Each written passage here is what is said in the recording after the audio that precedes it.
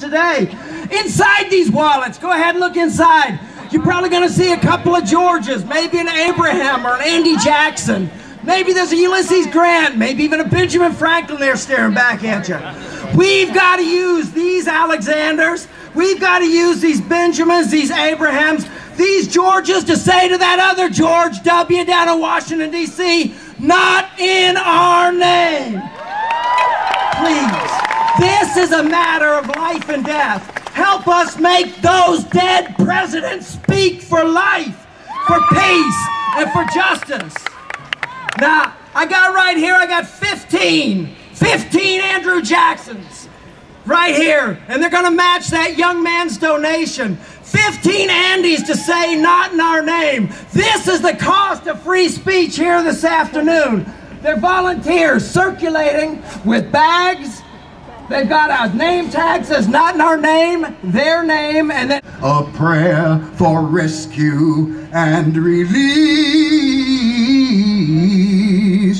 We pray not only just for what is just, but for mercy pray we must. Mercy on the people of this world, those who are here, the children due tomorrow. Mercy before missiles have been hurled, transforming fear to sudden death and sorrow. This is a song for joy and peace. We ask you all to join us, please, to help unlock the chain of terror's reign. In our voices are the keys to joy and peace.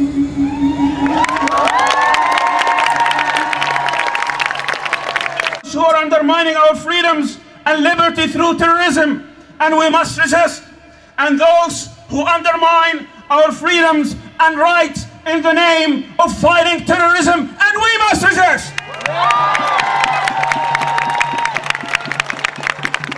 Let's remember the words of the great Benjamin Franklin: those who sacrifice liberty in the name of security deserve neither liberty nor security. Let's remember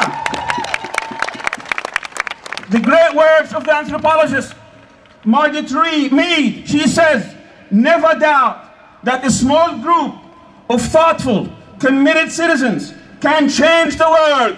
Indeed, it's the only thing that ever has. Say no to war! Say no to war! Yes to civil rights! God bless you! As the youth of the world know what it is to have our dissent silenced.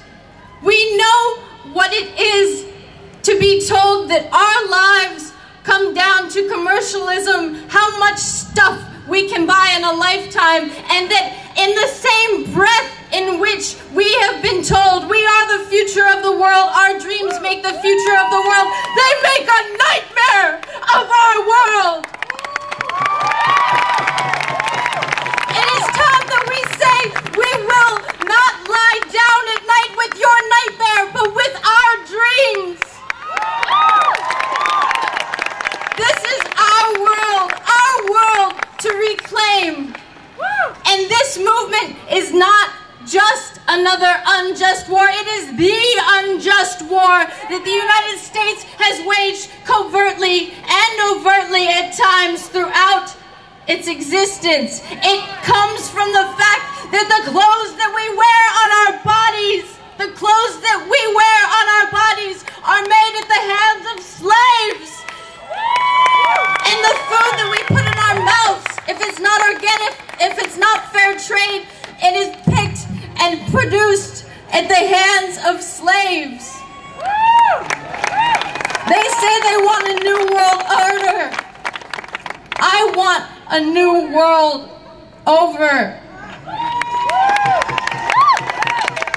You know what you have to do.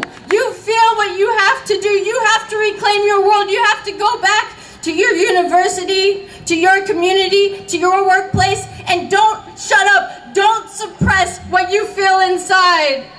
We gotta go against everything they've ever told us. You know, we grew up in a generation where it was always said that the times of rearing children in the manner of saying they're to be seen and not heard was over. It is not. We are a generation raised on television. We are the PlayStation generation. We've been told to sit down and shut up for too fucking long. No more. I am sick of these adults who are supposedly more adult than I am, who are supposedly more responsible than I am, waging a war that I will live under the repercussions of for the rest of my life if I make it that long. Take it home. Take it with you. Take this pledge every day when you wake up in the morning and at night, and remember that you stand with the youth of the world. We have a responsibility to reclaim this world or face what awaits us otherwise. You choose. I'll see you there. Proceeded to bomb Libya, killing a lot of innocent civilians, including his daughter. And Gaddafi is still alive and kicking. They made Noriega the boogeyman and burned down a good chunk of Panama City and killed more people than died in the World Trade Center. May they all rest in peace, and may God's mercy be on them all. And Noriega is still alive and kicking. They didn't get Noriega. In 1991, their former friend Saddam turned into the new boogeyman, and we killed anywhere upwards at that time during the war 250,000 Iraqis, and then after the war 1,000,000 children.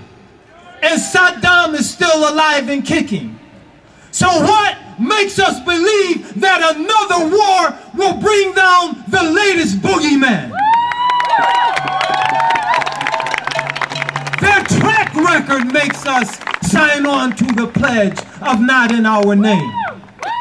Obama didn't get it right. If this is the end of history and the best we can do, then we're all in trouble. We can do better. We must do better. We will do better. And I stand here on behalf of the Muslims of this country to tell you, don't believe the hype.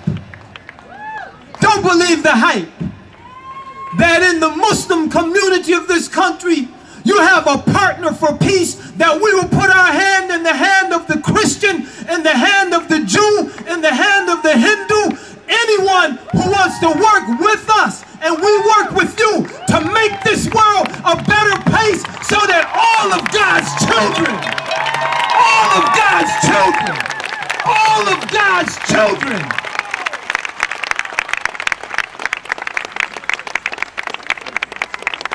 can live in a world of peace. And it's well that he stood.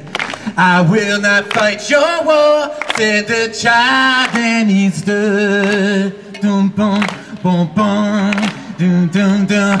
Oh, but don't you love your country, said the man at his desk. I do, but you don't, said the child, and he stood, and he stood, and he stood, and 'twere well that he stood. I do, but you don't, said the child, and he stood. While it is not our responsibility to change the regimes of any other country, it is our responsibility, indeed it is our duty, to change the regime here at home.